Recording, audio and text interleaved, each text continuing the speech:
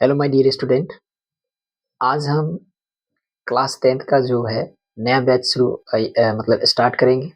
ठीक है, जिसमें आपको सबसे पहला जो सब्जेक्ट जो पढ़ाया जाएगा वो होगा आपका केमिस्ट्री।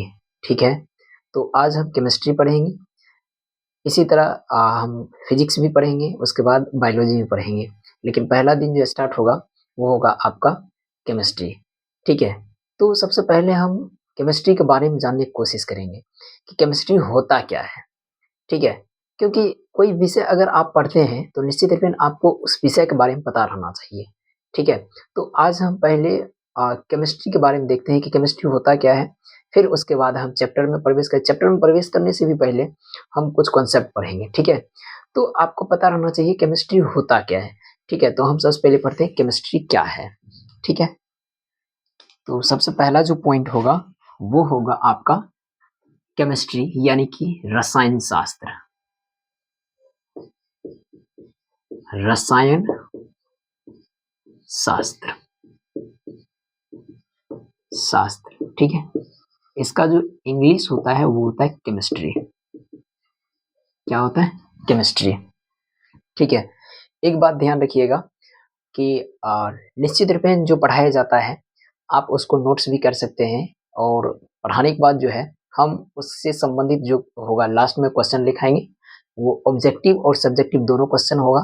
ठीक है, उस क्वेश्चन को आप लिख सकते हैं, उसके बाद उसका आंसर आप स्वयं से लिख सकते हैं। उसका आंसर नहीं अगर जानते हैं तो निश्चित रूप में उस जो क्वेश्चन आप नहीं जानिएगा उस क्वेश्चन के बारे में आप कमेंट में जिक्र कर सकते हैं। हम नेक्स्ट उस क्वेश्चन के बारे में जिक्र भी करेंगे, या जो भी पॉइंट नहीं समझिएगा उसको आप कमेंट में लिख सकते हैं। ठीक है, और नहीं तो जो हम क्वेश्चन देंगे उसको हम अगले दिन जो है उसका सबसे पहले एनालिसिस करेंगे। ठीक है, तो हम स्टार्ट करते हैं केमिस्ट्री। केमिस्ट्री होता क्या है? देखिए, केमिस्ट्री एक प्रकार क्या होता है, ब्रांच ऑफ साइंस, विज्ञान की शाखा होता है। क्या होता है? विज्ञान की शाखा। और कहीं न कहीं आप पढ़े होंगे कि विज्ञान 8 क्लास में, मतलब कि 8 क्लास में आप पढ़े होंगे विज्ञान होता क्या है। विज्ञान के बारे में आप ये जाने होंगे कि जिसके अंतर्गत जो होता है विभिन्न प्रकार के जीव जंतु पेड़ पौधे के बारे में अध्ययन की जाती है, या उसके अंदर जो ज्ञान मतलब कि उसके अंदर जो गुण होता है उसके गुण के बारे में अध्ययन करते हैं, या उसके गुण का जो एप्लीकेशन वगैरह होता है उसके बारे में अध्ययन करते हैं। नहीं, ये सब अध्ययन करते हैं तो वो सब हमें नहीं पढ़ना है, क्योंकि वो 8 क्लास का है इसलिए नहीं पढ़ेंगे। ठीक है, तो हम यहाँ से जो स्टार्ट करेंगे वो स्टार्ट करेंगे केमिस्ट्री। केमिस्ट्री होता क्या है? देखिए, केमिस्ट्री भी एक प्रकार क्या है, यानी कि रसायन शास्त्र भी है एक प्रकार क्या है, विज्ञान का ब्रांच ये है, यानी कि शाखा है उसका। ठीक है, अब होता क्या है, तो निश्चित रूप में मान लीजिए क्या कि ये कोई मार्कर है। ठीक है, अब इस मार्कर के अंदर क्या है? ठीक है, ये मार्कर के अंदर क्या है, तो इंक है। ठीक है, इंक है। अब जैसे कि इसको हम लिखे तो लिखने के बाद क्या हो गया, ये चिपक गया। या मान चलिए कि इंक इसके अंदर है, तो इस इंक का क्या गुण हो सकता है? इसके अंदर जो भरा हुआ है इंक, उस इंक का क्या प्रॉपर्टीज हो सकता है? वही प्रॉपर्टी जानने वाली जो जिस विषय के अंतर्गत इस प्रॉपर्टीज को जाना जाता है उसको हम क्या कहते हैं, केमिस्ट्री। मतलब कि आप अपनी अगल बगल जितना भी पदार्थ देख रहे हैं ना, अगर उस पदार्थ का गुण जानने की कोशिश करते हैं, ठीक है, अगर उस पदार्थ का गुण जानने की कोशिश करते हैं तो वो केमिस्ट्री ही होता है। क्या होता है केमिस्ट्री? या मान लीजिए कि आप किसी पदार्थ का स्ट्रक्चर देखते हैं, उसका बनावट देखते हैं। ठीक है, मतलब कोई 3D होता है, कोई 2D होता है। ठीक है, तो उसका जो स्ट्रक्चर देखते हैं वो स्ट्रक्चर भी किसके अंतर्गत पढ़ा जाता है? केमिस्ट्री के ही अंतर्गत। किसके अंतर्गत? केमिस्ट्री के अंतर्गत। या मान लीजिए कि अगर कोई पदार्थ है, ठीक है, अब उस पदार्थ में एक से अधिक पदार्थ हो सकता है। सपोज दैट मान लीजिए कि एक कोई घर ही है। अब घर में ही देखिएगा ईंट भी है, सीमेंट भी है, बालू भी है, पत्थर भी, सब चीज़ है। इसका मतलब एक घर में एक से अधिक चीज़ है। ठीक उसी प्रकार कोई पदार्थ में भी तो एक से अधिक गुण हो सकती है। क्या हो सकती है? बिल्कुल हो सकती है। तो उस गुण के बारे में पढ़ेंगे, तो वो भी क्या हो जाएगा? केमिस्ट्री हो जाएगा। दूसरा अगर बात करते हैं तो किसी पदार्थ में एक से अधिक चीज़ हो सकता है, एक से अधिक पदार्थ उसमें अन्य पदार्थ हो सकती है। तो वो सब यानी कि कंपोजिशन हो सकता है। कंपोजिशन मतलब संघट्ट, यानी कि किसी पदार्थ में कुछ अन्य पदार्थ का क्या होता है, उसमें संघट्ट होता है, यानी कंपोजिशन होता है। समझ रहे हैं? तो उसके बारे में हम क्या करते हैं, इसमें अध्ययन करते हैं, तो उसको हम क्या कहेंगे? केमिस्ट्री। मतलब अगर टोटली बात का अगर जिक्र किया जाए तो केमिस्ट्री यानी कि रसायन शास्त्र किसको कहते हैं? तो रसायन शास्त्र का मतलब ये हुआ कि विज्ञान की वह शाखा जिसके अंतर्गत किसी पदार्थ के संघट्य यानी कंपोजिशन, किसी पदार्थ के संघट्य यानी कंपोजिशन, उसकी संरचना यानी कि स्ट्रक्चर, उसके बाद उसके गुण तथा उसके गुण से संबंधित एप्लीकेशन, एप्लीकेशन मतलब जो होता है उसका मतलब कि क्रियाविधि के बारे में जो अध्ययन किया जाता है उसके उसे ही हम क्या कहते हैं? तो उसको हम क्या कहते हैं? केमिस्ट्री कहते हैं। क्या कहते हैं? केमिस्ट्री। तो इसको हम लिख देते हैं। क्या लिखेंगे? विज्ञान की वह शाखा, ठीक है? विज्ञान की वह शाखा, विज्ञान की वह शाखा मतलब ब्रांच, ठीक है? जिसके अंतर्गत, जिसके अंतर्गत, ठीक है? जिसके अंतर्गत पदार्थों के, पदार्थों, पदार्थों मतलब सब्सटेंस, सब्सटेंस के संघट्य, संघट्य मतलब कंपोजिशन, कंपोजिशन, संरचना, संरचना मतलब स्ट्रक्चर, स्ट्रक्चर, गुण या विशेषता यानी कि प्रॉपर्टीज, प्रॉपर्टीज तथा इसके एप्लीकेशन, एप्लीकेशन के बारे में क्या लिखें? जिसके अंतर्गत पदार्थों के संघट्य, संरचना, गुण तथा इसके एप्लीकेशन के बारे में, के बारे में अध्ययन की जाती है। अध्ययन, स्टडी, स्टडी की जाती है, की जाती है। क्या कहलाता है? रसायन शास्त्र कहलाता है। रसायन शास्त्र यानी कि केमिस्ट्री कहलाता है। क्या कहलाता है? केमिस्ट्री कहलाता है। अब देखा जाए, ये हो गया केमिस्ट्री की परिभाषा, मतलब केमिस्ट्री किसको कहते हैं? तो साइंस का वह ब्रांच जिसके अंतर्गत पदार्थ की composition, structure, properties and its application, उसका उसके एप्लीकेशन के बारे में अध्ययन की जाती है, ठीक है? उसको हम क्या कहते हैं? रसायन शास्त्र कहते हैं, ठीक है? या किसी भी पदार्थ के बारे में, गुण धर्म के बारे में जानना ही क्या कहलाता है? केमिस्ट्री कहलाता है, यानी कि रसायन शास्त्र कहलाता है, ठीक है? किसी भी पदार्थ का अगर गुण धर्म के बारे में पता कर रहे हैं, उसका प्रॉपर्टीज पता कर रहे हैं, तो निश्चित रूप में वो क्या कहलाएगा? रसायन शास्त्र ही कहलाएगा, यानी केमिस्ट्री कहलाएगा, ठीक है? अब बात किया जाए तो रसायन शास्त्र का मतलब कि डिस्कवर्ड यानी कि उसका एक एज लाइक बोला जाए तो फादर, रसायन शास्त्र का जनक किसको कहा जाता है? केमिस्ट्री का जनक यानी कि फादर ऑफ केमिस्ट्री किसको कहा जाता है? ओवरऑल अगर देखा जाए पूरे इन्वॉल्व्ड, ठीक है? पूरे विश्व में अगर देखा जाए तो पूरे विश्व में जो केमिस्ट्री का जो फादर बोला जाता है वो आपको बोला जाता है लेवोसियर। किसको बोला जाता है? लेवोसियर, ठीक है? किसको बोला जाता है? लेवोजियर को।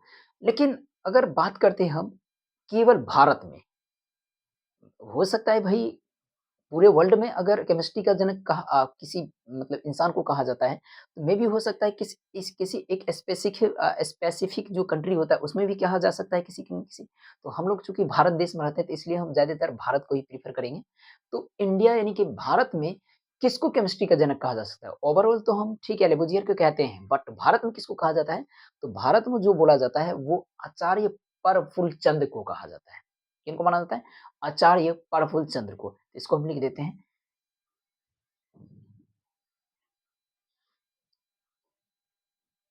अ, क्या लिखेंगे? रसायन शास्त्र यानी कि father of chemistry, father of chemistry, father of chemistry, ठीक है? इन इंडिया किसको माना जाता है? तो माना जाता है प्रफुल्ल आचार्य, एक आचार्य, आचार्य प्रफुल्ल, प्रफुल्ल चंद जी, आचार्य प्रफुल्ल चंद जी को माना जाता है, ठीक है। बट अगर बात कहा जाए पूरे वर्ल्ड में इन्वॉल्व, ठीक है, तो वर्ल्ड में किनको बोला जाता है? तो लेबोजियर को। क्या लिखेंगे? फादर ऑफ केमिस्ट्री, ठीक है, father of chemistry involve world. तो किनको माना जाता है? लेबोजियर साहब को। किनको माना जाता है? लेबोजियर, ठीक है। किनको माना जाता है? लेबोजियर को। ये हो गया आपका केमिस्ट्री का लेखा जोखा, ठीक है। मतलब केमिस्ट्री के बारे में आपको ये देखना है। कुछ और भी होता है, वो सब आपको 11th क्लास में बताया जाएगा, लेकिन फिलहाल में आप ये सब देख सकते हैं, ठीक है। अब हम डायरेक्टली सीधे चलते हैं केमिस्ट्री के मतलब कि 10th क्लास का जो केमिस्ट्री हम पढ़ेंगे, उसमें कुछ इम्पोर्टेंट कॉन्सेप्ट होता है, ठीक है। उस कॉन्सेप्ट के बारे में देखेंगे, ठीक है। देन उसके बाद हम जो बात करेंगे अ, कि जो उस कॉन्सेप्ट में अगर जो सबसे पहला कॉन्सेप्ट होगा, सबसे इम्पोर्टेंट जो पूरे केमिस्ट्री उस पर एकदम मतलब डिपेंड ही होता है, ठीक है, अगर देखा जाए। तो अगर उस चीज़ को आप समझ जाते हैं, तो निश्चित रूपेण आप केमिस्ट्री समझ जाइएगा। तो वो जो पॉइंट हम पढ़ाएँगे, वो है आपका इलेक्ट्रॉनिक कॉन्फ़िगरेशन, यानी कि इलेक्ट्रॉनिक विन्यास। तो हम सबसे पहले जो स्टार्ट करेंगे इलेक्ट्रॉनिक विन्यास से ही, ठीक है? तो चलते हैं हम इलेक्ट्रॉनिक विन्यास पर।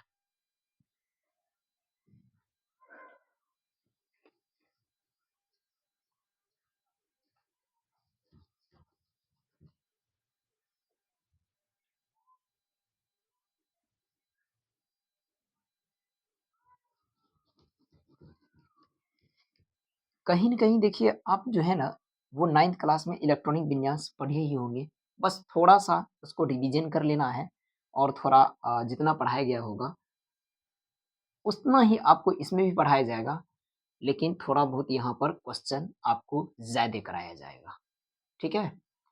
तो बस थोड़ा बहुत आप जिस तरह 9th में पढ़े हैं, उस टॉपिक को देख सकते हैं या रिवीजन करके इसको भी आप देख सकते हैं, ठीक है? तो सबसे पहले हम ये समझेंगे कि अगर इलेक्ट्रॉनिक विन्यास, ठीक है, पढ़ेंगे, तो सबसे पहले हम यही समझेंगे कि इलेक्ट्रॉनिक विन्यास होता क्या है, ठीक है? कि इलेक्ट्रॉनिक विन्यास कहते किसको? मान लीजिए कि आप इलेक्ट्रॉनिक विन्यास अगर अ, कभी इलेक्ट्रॉनिक विन्यास पढ़ते हैं और कोई पूछ दिए कि हाँ, ठीक है, आप केमिस्ट्री में इलेक्ट्रॉनिक विन्यास पढ़ते हैं, तो इलेक्ट्रॉनिक विन्यास एक्चुअली में होता क्या है? इलेक्ट्रॉनिक विन्यास किसका निकाला जाता है? क्यों निकाला जाता है? ये सब पूछा जा सकता है। तो इलेक्ट्रॉनिक विन्यास ज़्यादा कुछ बड़ा भारी भरकम कोई मतलब डेफिनिशन नहीं होता है। इलेक्ट्रॉनिक विन्यास का मतलब ये हुआ कि अ, किसी भी परमाणु जो होता है ना, देखिए एक बात ध्यान रखना है कि इलेक्ट्रॉनिक विन्यास कभी भी जो ज्ञात की जाती है, वो परमाणु के या तत्वों में उपस्थित इलेक्ट्रॉन की संख्या के लिए ज्ञात की जाती है। किसके लिए ज्ञात की जाती है? परमाणु या तत्व में उपस्थित इलेक्ट्रॉन की संख्या के लिए इलेक्ट्रॉनिक विन्यास कभी भी ज्ञात की जाती है। अब कभी न कभी आप 9th क्लास में ही पढ़े होंगे या 8th क्लास में ही पढ़े होंगे कि देखिएगा कि परमाणु जो होता है, परमाणु के सबसे अंदर क्या पाई जाती है, यानी कि एटम्स के अंदर जो होता है, वो सबसे अंदर होता है आपका न्यूक्लियस। क्या होता है? न्यूक्लियस। और ऐसा माना जाता है न्यूक्लियस मोस्टली स्मॉलेस्ट पार्टिकल माना जाता है। क्या माना जाता है? स्मॉलेस्ट पार्टिकल, बहुत ज़्यादा छोटा होता है बट बहुत ज़्यादा हेवियर होता है। क्या होता है? बहुत ज़्यादा भारी होता है। ठीक है? मतलब परमाणु भले ही एक कण है, लेकिन उसके अंदर भी एक क्या होता है? हेवियर पार्टिकल्स होती है, जिसका नाम क्या होता है? न्यूक्लियस। ठीक है? और उस न्यूक्लियस के अराउंड ही क्या करते रहता है?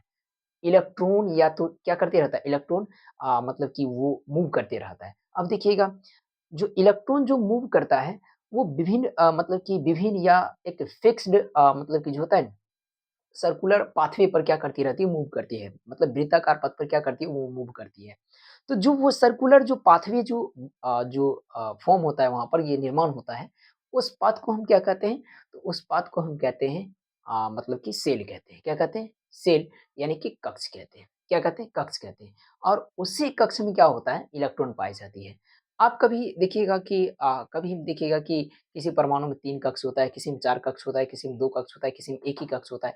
और प्रत्येक कक्ष में क्या होता है? इलेक्ट्रॉन अलग-अलग होता है। इलेक्ट्रॉन की जो नंबर होता है वो अलग-अलग होता है। नहीं, वो इलेक्ट्रॉन का नंबर कितना संख्या, मान लीजिए फर्स्ट सबशेल में जो है वो 2 इलेक्ट्रॉन है। सेकंड सबशेल में जो है वो 8 इलेक्ट्रॉन है। तो ये जो एक व्यवस्था है, समझ रहे हैं? देख रहे हैं ना, किसी में 2 है, किसी में 8 है, किसी में 18 हो जाएगा, किसी में 32 हो जाएगा।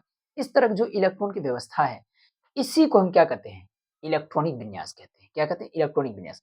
अर्थात इसका मतलब हम क्या लिख सकते हैं? इलेक्ट्रॉनिक विन्यास का मतलब क्या होता है? किसी परमाणु में जो इलेक्ट्रॉन की पोज़ीशन होती है, क्या होती है? किसी परमाणु में जो इलेक्ट्रॉन की पोज़ीशन होती है, दैट्स कॉल्ड इलेक्ट्रॉनिक कॉन्फिगरेशन, मतलब उसी को हम क्या कहते हैं? इलेक्ट्रॉनिक विन्यास कहते हैं। क्या कहते हैं? इलेक्ट्रॉनिक विन्यास। जैसे मान लीजिए ना कि आप ये अभी तुरंत यहाँ पर न्यूक्लियस, ये हुआ मान लीजिए न्यूक्लियस, ठीक है? इसके चारों ओर ये क्या है? आपका सेल है। अब इसमें कितना इलेक्ट्रॉन पाया जाता है? 2 इलेक्ट्रॉन। इसमें कितना इलेक्ट्रॉन पाया जाता है? 8। ये आगे ऐसे हम पढ़ेंगे नहीं, तो आप पहले ही पढ़कर आए होंगे, तो थोड़ा बहुत आप जान सकते हैं। 2, 8 देख रहे हैं? इसमें 2 इलेक्ट्रॉन है, इसमें 8 इलेक्ट्रॉन है। आगे आने वाले सेल में क्या हो जाएगा? 18 इलेक्ट्रॉन हो जाएगा। फिर निश्चित रूप में 32 इलेक्ट्रॉन हो जाएगा। इस तरह सभी सेल में क्या है? इलेक्ट्रॉन की संख्या, या सभी ऑर्बिट में इलेक्ट्रॉन की संख्या क्या है? वो अलग-अलग दिखाई दे रहा है। क्या कर रहा है? अलग-अलग दिखाई दे रहा है। इसका मतलब ये जो अलग-अलग जो इलेक्ट्रॉन की स्थिति दिखाई जा रही है, पोज़ीशन दिखाई जा रही है, व्यवस्था दिखाई जा रही है, इसी को हम क्या कहते हैं? इलेक्ट्रॉनिक विन्यास कहते हैं। क्या कहते हैं? इलेक्ट्रॉनिक विन्यास। अर्थात इसका अब हम कैसे डेफिनेशन दे सकते हैं? किसी भी परमाणु में स्थित इलेक्ट्रॉन किसी भी परमाणु में इलेक्ट्रॉन की स्थिति यानी कि पोजीशन को ही क्या कहते हैं? इलेक्ट्रॉनिक विन्यास कहते हैं। ठीक है? तो इसको हम लिख देते हैं इलेक्ट्रॉनिक कॉन्फ़िगरेशन।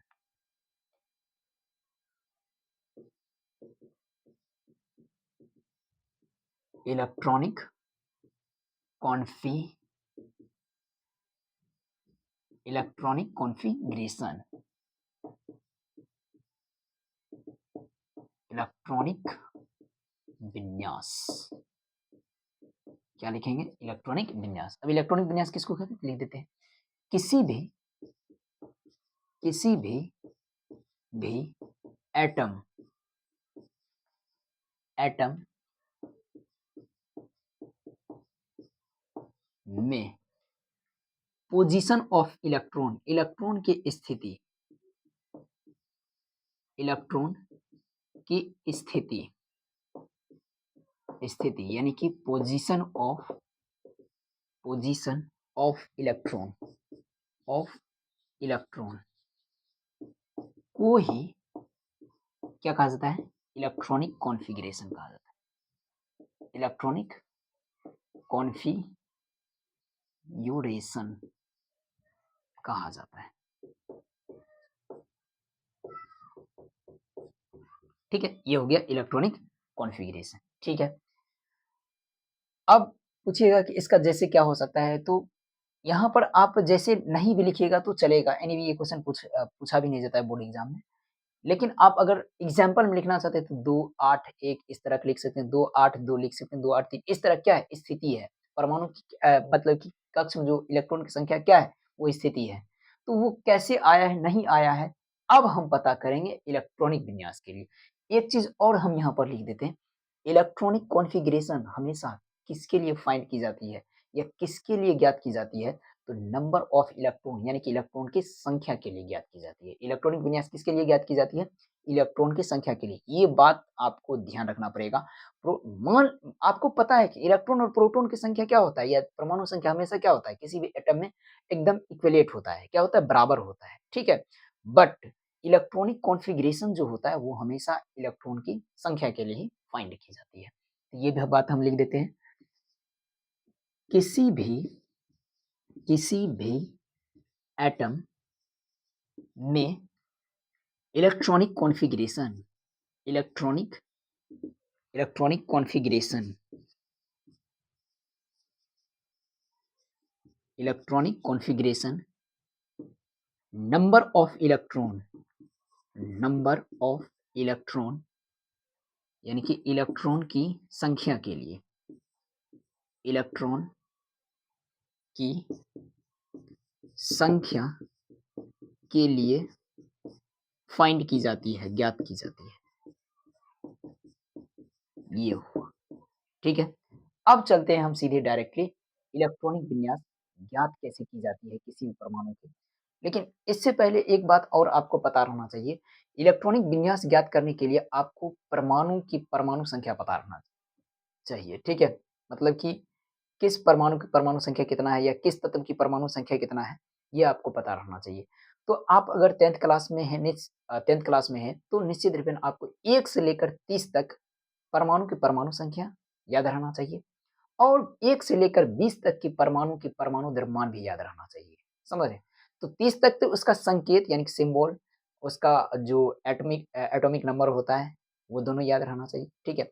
बट 1 से लेकर 20 तक उसका परमाणु संख्या, परमाणु द्रव्यमान और उसके बाद जो सिंबल वगैरह होता है, वो सब आपको याद रखना पड़ेगा, ठीक है? तो चलते हैं हम इलेक्ट्रॉनिक विन्यास पर।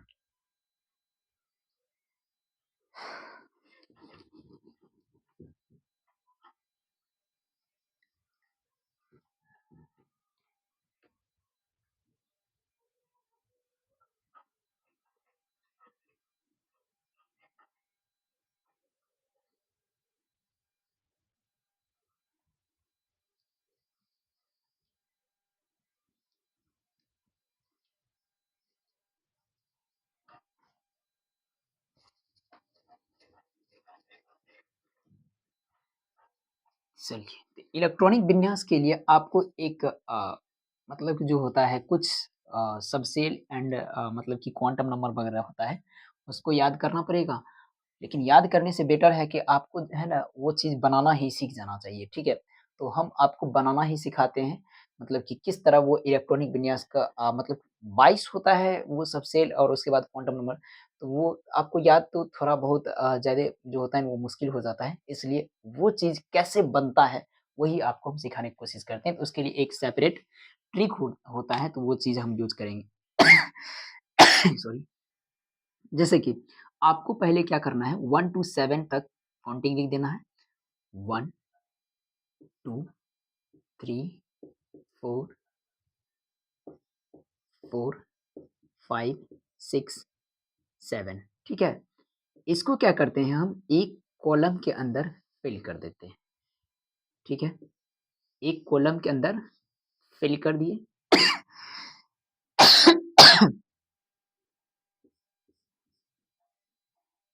ठीक है?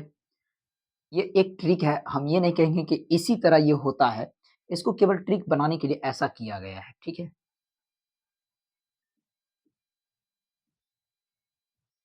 बस इसको एक कॉलम बना देना है, ठीक है? फिर आपको एक 7 तक 1 टू 7 लिख दिए, फिर आपको 2 से स्टार्ट करके कहाँ तक लेके जाना है 7 तक। 2, 3, 4, 5, 6 एंड 7 मतलब एंडिंग जो करना है, वो करना है आपको 7 पर ही, ठीक है? स्टार्ट आप 1 से कर सकते हैं, 2 से कर सकते हैं, 3 से कर सकते हैं, 4 से भी कर सकते हैं।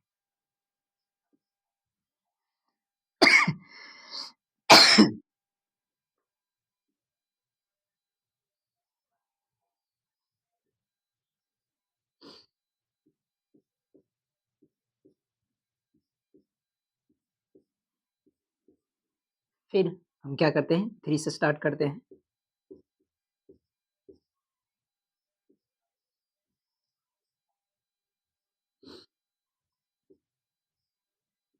ये हो गया, फिर 4 से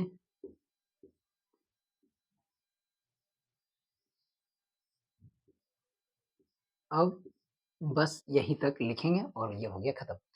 अब कहिएगा कि ये 4 तक ही क्यों किए? हम 5 से ही स्टार्ट कर सकते हैं। तो इसका मुख्य रीज़न ये है, क्योंकि देखिएगा इसमें कुल मिलाकर 4 कॉलम बनाए। 1, 2, 3, 4 कॉलम और कहीं न कहीं आप ये जानते हैं कि नंबर ऑफ सबसेल यानी कि सबसेल की संख्या भी कितनी है? केवल 4 ही है। इसलिए जितनी सबसेल की संख्या ट्रिक प्राप्त करने के लिए उतना ही हम क्या करते हैं? कॉलम भी बनाते हैं। ठीक है? अब नंबर ऑफ सबसेल ठीक है कितना है? नंबर ऑफ सबसेल ठीक है? सबसेल, सबसेल कितनी है? वो होता है 4 कितना होता है 4 सबसेल किसको कहते हैं? सेल जो होता है ना, सेल को एनर्जी के मतलब कि जो होता है अकॉर्डिंग वो उनको विभिन्न प्रकार क्या कर देते हैं या विभिन्न प्रकार के वर्गों में उसको डिवाइड कर दिया जाता है। तो उसको क्या कहते हैं? सेल। सेल मतलब जब सेल मतलब सॉरी सबसेल किसको कहते हैं? जब सेल को एनर्जी के अकॉर्डिंग विभिन्न प्रकार के क्लास या उसको वर्ग में विभाजित कर दी जाती है, तो प्राप्त होने वाले प्रत्येक वर्ग को क्या कहते हैं? सबसेल कहते हैं। क्या कहते हैं? सबसेल कहते हैं। उसकी संख्या कितना होता है? 4 होती है। क्या होती है? 4, जो कि एकदम फिक्स होता है। क्या होता है? सेल की संख्या एकदम फिक्स, वो 4 ही होना चाहिए, ठीक है? सबसे सॉरी एक्शन सॉरी, सबसेल की संख्या फिक्स होता है यानी कि 4 ही होता है। सेल की संख्या क्या हो सकती है? वो फिक्स नहीं हो सकती है, वो थोड़ा-सा वेरी करते रहता है, ठीक है? सबसेल की संख्या हमेशा ध्यान रखना है, आपको फिक्स होता है 4। अब सबसेल कौन-कौन होता है? तो पहला होता है आपका S, दूसरा होता है आपका P, तीसरा होता है आपका D, चौथा होता है आपका F। तो एक-एक करके इसमें भी हम क्या कर देंगे, ये सबको फिल कर देंगे। पहला में देखिएगा क्या है? S, तो पहले कॉलम में सभी में क्या कर देंगे? S को हम फिल कर देंगे। पहले नंबर में कौन-सा सबसेल है? S, तो सारे जो पहला जो कॉलम है, पहला कॉलम में जितना भी आपको नंबर दिखाई दे रहा है, डिजिट दिखाई दे रहा है, उसमें हम क्या कर देंगे? S को फिल कर देंगे या उसके साथ S को फिल कर देंगे। ठीक है? तो सब में लिख देते हैं S, ठीक है? ये S, S, S, S, S, S। अब दूसरा, दूसरा क्या है सबसे? तो दूसरा है आपका P, तो दूसरे कॉलम में हम क्या कर देंगे? P को फिल कर देंगे। क्या कर देंगे?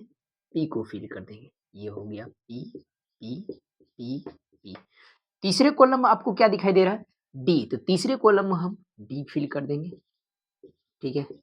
और चौथे में F, तो F फिल कर देंगे, ठीक है?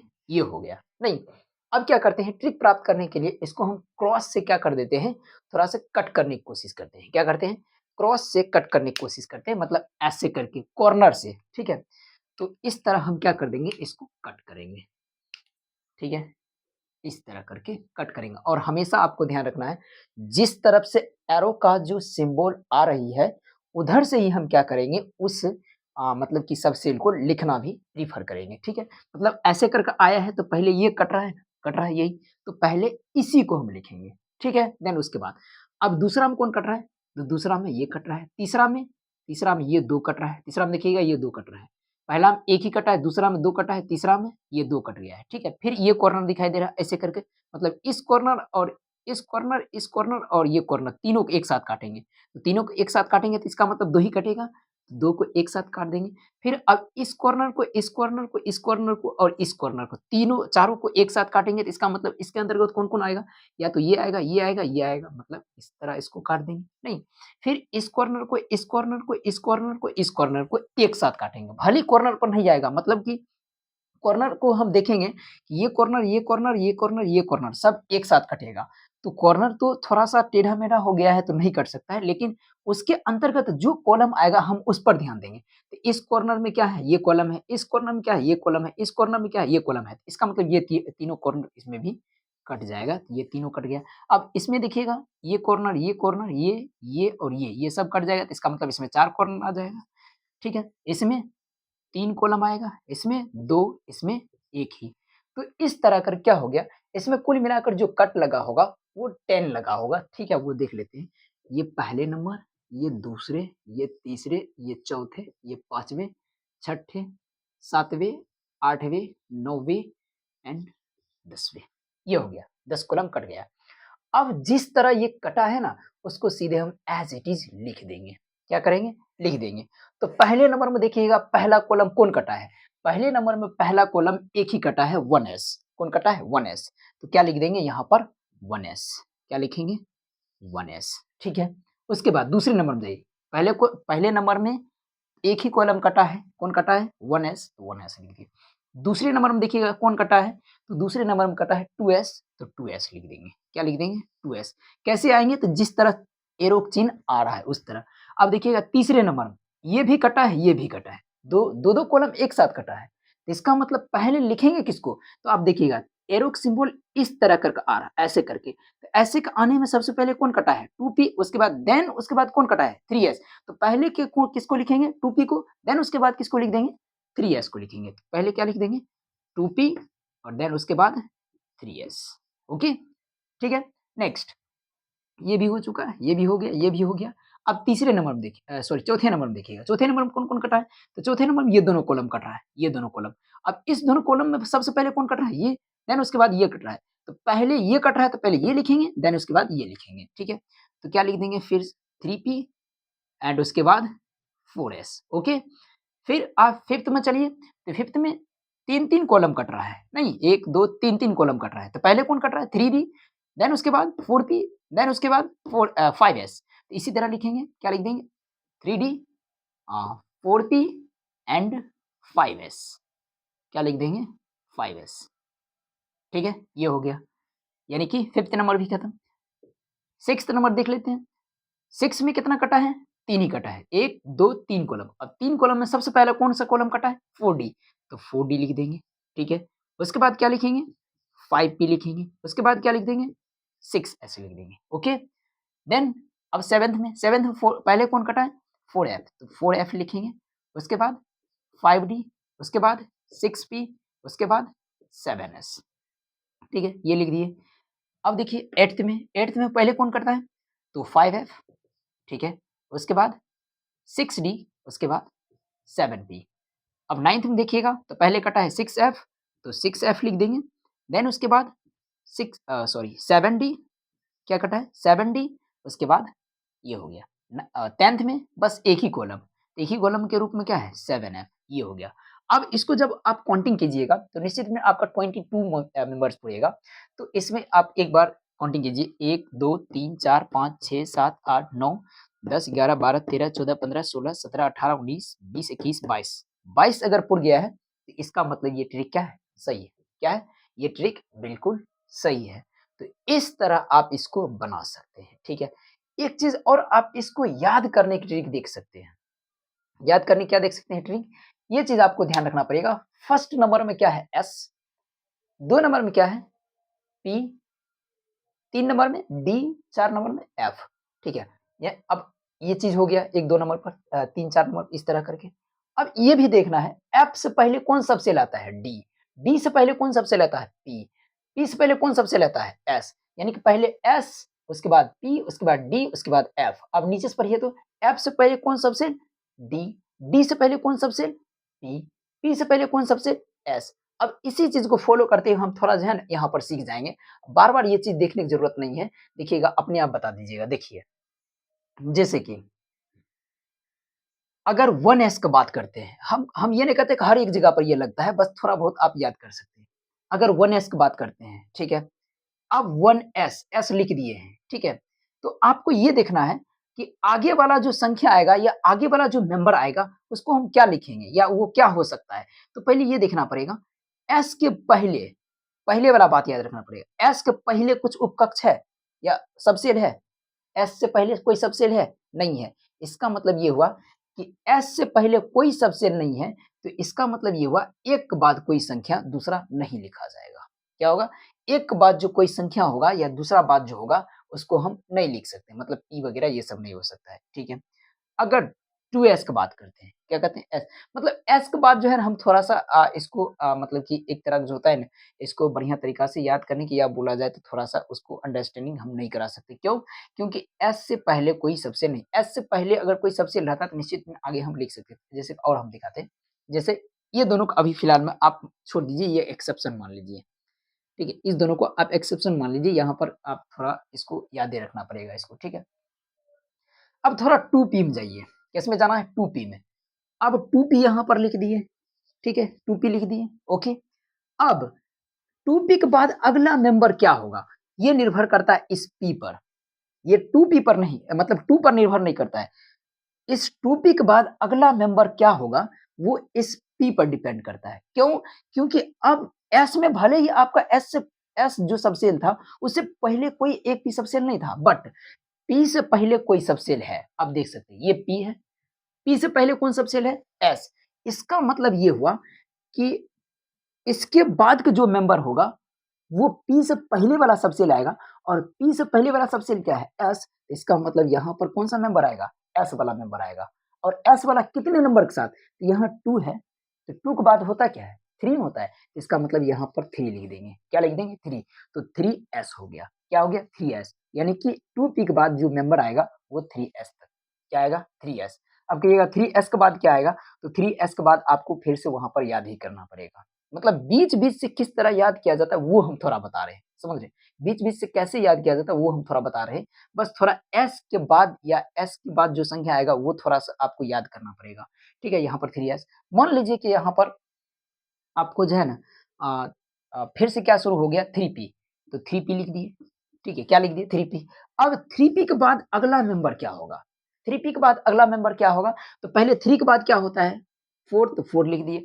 अब इस p है, ठीक है, यहाँ पर 3p है और 3 के बाद क्या होता है 4, 4 लिख दिए। अब p यहाँ पर है, तो यहाँ पर कौन-सा मेंबर होगा वो किस पर डिपेंड करता है? यहाँ के सबसेल पर, तो यहाँ है p, तो p से पहले कौन सबसेल है?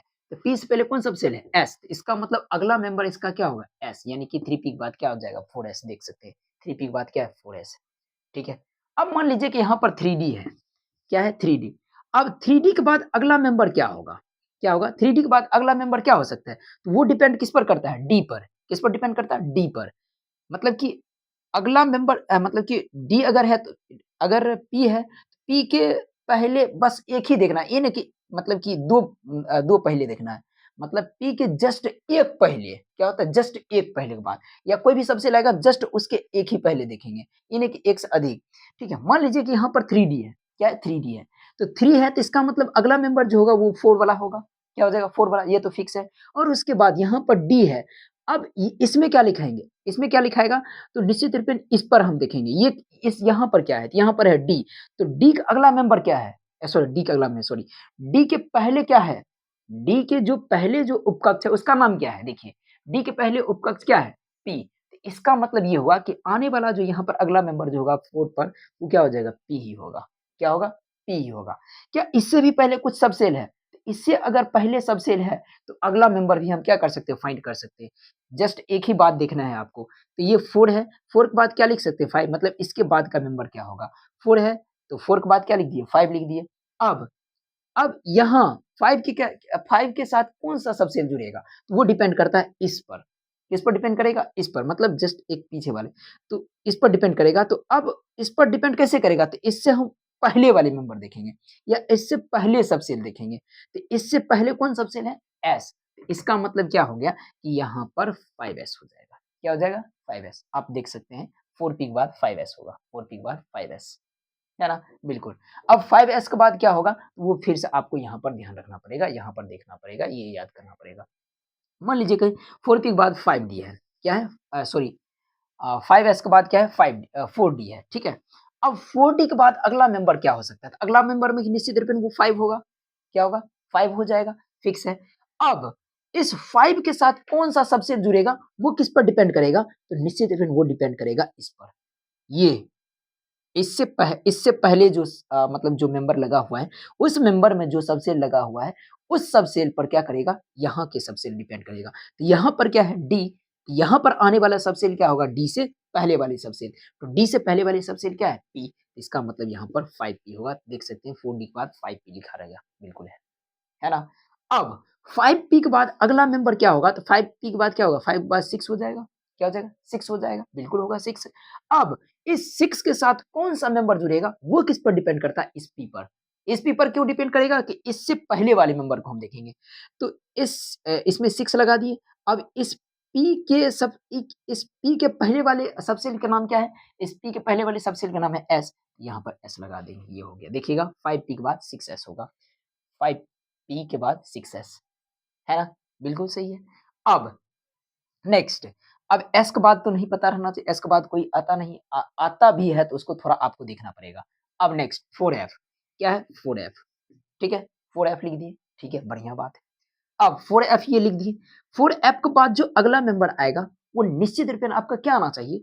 वो 5 आना चाहिए और 5 के साथ कौन-सा सबसेल आएगा? वो डिपेंड किस पर करता है? इसमें लगा हुआ सबसेल। तो इसमें लगा हुआ सबसेल f है, तो f से पहले वाले सबसेल को किसमें रख देंगे? इसमें रख देंगे। तो f से पहले वाली सबसेल क्या है? d, तो d लिख देंगे। अब देखिएगा, यानी कि 4f के बाद क्या है? 5d, 5 देखिएगा 4f के बाद 5d। अब इसके बाद भी कौन आएगा? तो निश्चित रूप से इसके बाद कौन आ जाएगा? तो 5 के बाद क्या होता है? 6, क्या होता है? 6। मतलब जब तक एस तक जाकर नहीं खत्म होगा, तब तक आप पिछले मेंबर मतलब कि उससे पहले मेंबर का प्रयोग करके अगला सबसेल को लिख सकते हैं या अगला मेंबर को लिख सकते हैं। तो 5D के बाद अगला मेंबर क्या होगा? तो 5D के बाद निश्चित में आपका 6 होगा। अब यहाँ पर D आ गया, तो यहाँ पर क्या आना चाहिए? इसके साथ कौन-सा सबसेल जुड़ेगा? तो D के पहले कौन-सा सबसेल है? D के पहले कौन-सा सबसेल है? P, P हो जाएगा। अब देखिएगा 5D के बाद आपका 6P मिल जाएगा। बिल्कुल है, 6P है ना? बिल्कुल, इस तरह याद कर सकते हैं। अब 6P के बाद क्या होना चाहिए? 6 के बाद क्या होता है? 7 बिल्कुल होता है। 7 लिख दिए, ओके, बढ़िया बात है। ठीक है, अब इस 7 के साथ कौन-सा सबसेल जुड़ेगा? वो डिपेंड करता है इस पर। तो इससे क्या कर लेंगे? इससे जो पहले वाले सबसेल है, उसको हम यहाँ पर लिख देंगे। तो इससे पहले वाले सबसेल का क्या नाम है? S, तो S को 7 पर लगा देंगे। देखिएगा 6P के बाद 7S है। 6P के बाद 7S बिल्कुल है। ओके, समझ रहे हैं? ठीक है। इस तरह आप पूरे तरीक़ा से मतलब कि बढ़िया ढंग से आप याद कर सकते हैं। कुछ-कुछ को याद रखिएगा, उसके बाद का अपने से आप लिख सकते हैं। Okay, understood? तो अब हम चलते हैं किसी भी परमाणु को जो इलेक्ट्रॉनिक विन्यास ज्ञात की जाती है इलेक्ट्रॉन की संख्या के लिए, उस पर चलते हैं। ठीक है?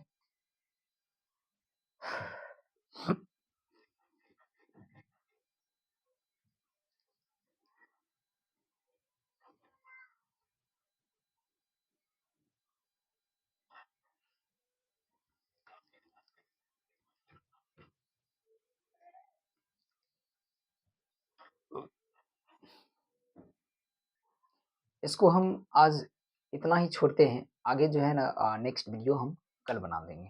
ठीक है? या कल लेक्चर हो जाएगा। ओके, मिलते हैं नेक्स्ट डे। Thank you.